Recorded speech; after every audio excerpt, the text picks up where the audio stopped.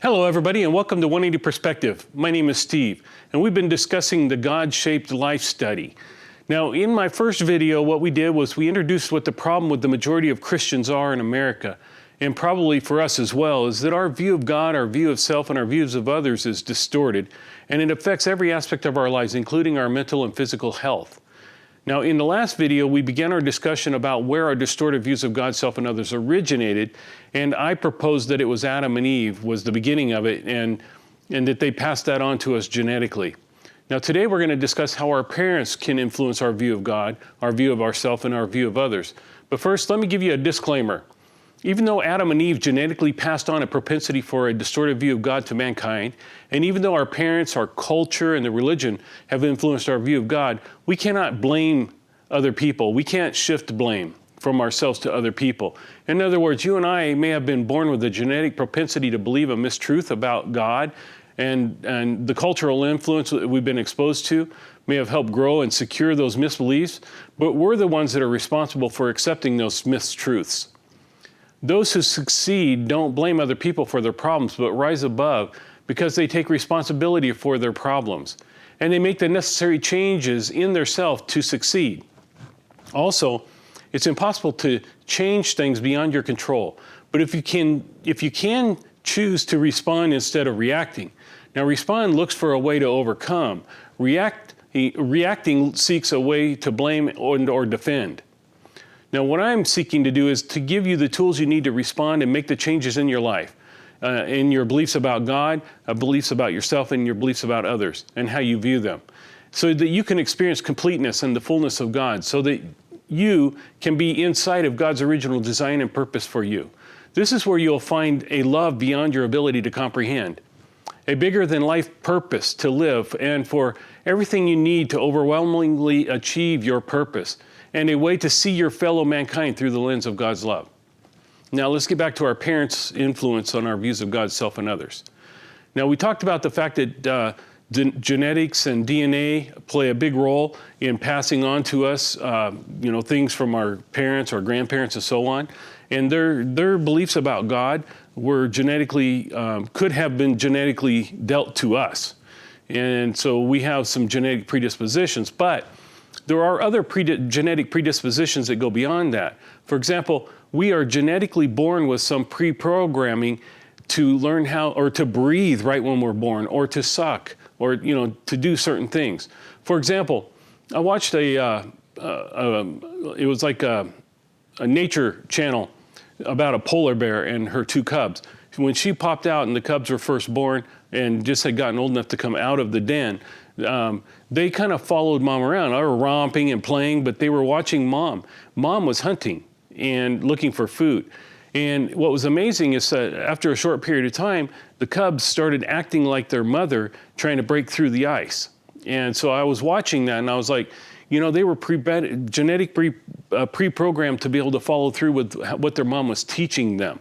Their mom didn't, use bear language in the cave and say, hey, when we get out there, I want you to follow my example. No, it was genetically programmed into these cubs to follow the example that was set for them. And I believe the same thing is true for us as humans. We are genetically designed to learn from our parents. And our parents were originally created to model a loving God. But because of their distorted views of God and what was passed on to them, they have not been accurate at modeling a loving God. Now, there is an article in the Journal of Psychology and Theology by a couple of people who I'm going to flash up there, and I'll flash the article title up there as well, and where you can find the article at. And this is what they stated. They said, this study, or their study, provides strong support for the correspondence theory of attachment to God. That is, attachment anxiety towards God was predicted by attachment anxiety in relationships with our fathers, whereas attachment avoidance towards God was predicted by attachment avoidance in relationships with fathers. So in other words, our relationships with our Father has a heavy role and a heavy influence on how we view God. So if our Father's absent, then our view of God is absent. If our Father's abusive, then we probably view God as abusive, and so on and so forth. Or if we have a loving, compassionate Father who's always been there for us, then we have a tendency to see God more as a loving, compassionate God. Now, it is interesting that if trust, and this is something I found was interesting, if trust, which is a form of love, is not established immediate after birth, and the health and possibly even the life of the child is in jeopardy.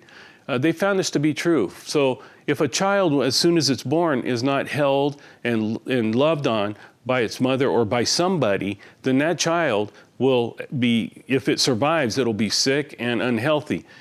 And more than likely, it won't survive if somebody doesn't pick it up and love on it. So it's interesting, but we were designed to be loved. And those who were to be loving us were designed to demonstrate and show us God's love and compassion so that we would have a correct view of God.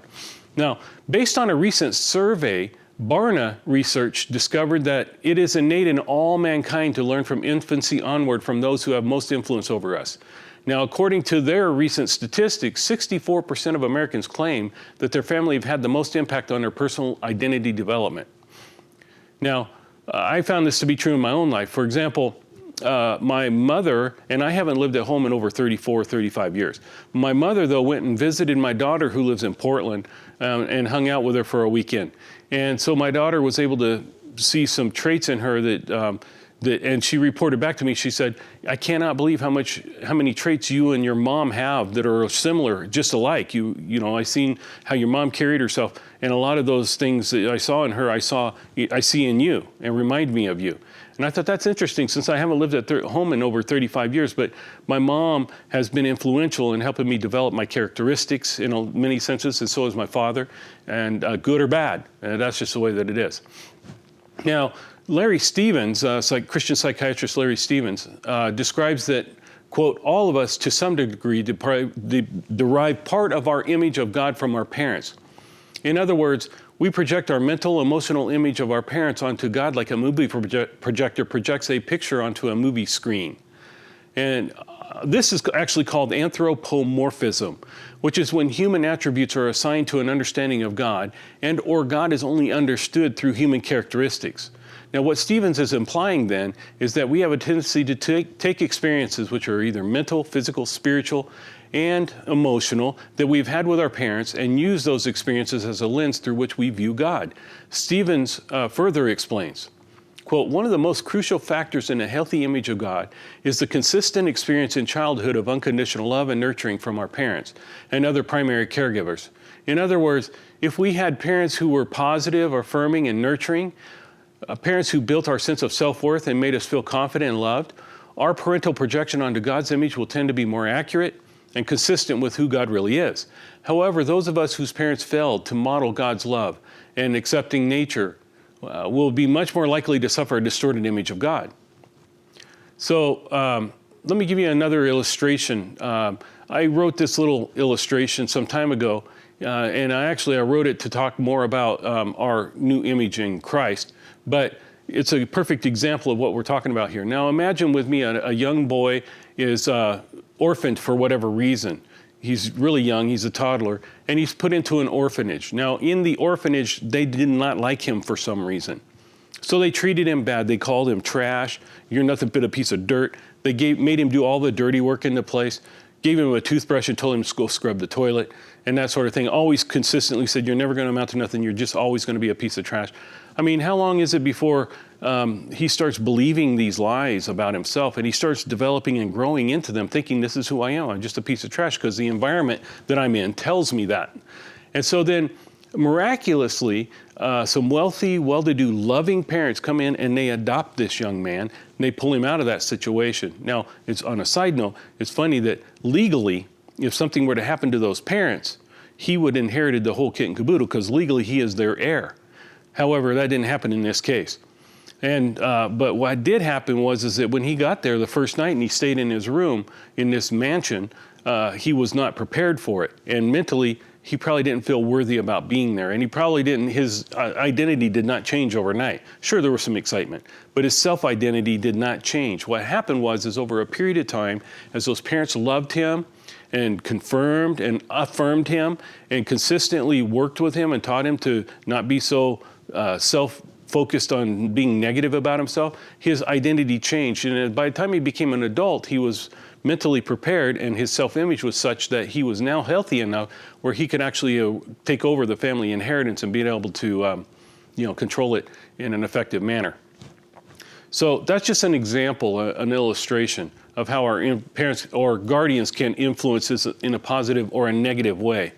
So then, even though Adam and Eve and our parents and guardians failed to show us the love of God, and they failed to give us good self-images and failed to demonstrate how to love others through God's way, we're not stuck with those images.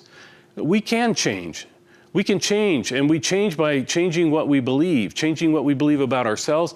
And the way we change what we believe about ourselves is by changing what we put into our minds and surrounding ourselves with people who feed us positive things. Not so that we have an ego and run around and say, I'm the greatest, but so that we have a self-confidence in ourselves, so that we know who we are. So this is how, and we can actually see God more accurately for who he is. So if you continue to study with me, I'll show you how to take control of what you put into your mind and how to see God as the loving God that he really is. How to see yourself in light of being a new creation in Christ and all that entails, as well as how we see others through the lens of God's love. So in summary, both genetically and through modeling, what's called modeling, our parents have influenced our views of God, self, and others. In both the animal kingdom and in humans, there is a genetic tendency to learn from parents by following their example. Now, you're not stuck in what was passed on to you, either genetically or modeled. You can change. And in our next video, what we're going to do is discuss how culture impacts our view of God. Now, thank you for joining me today. This is 180 Perspective, and I am Steve.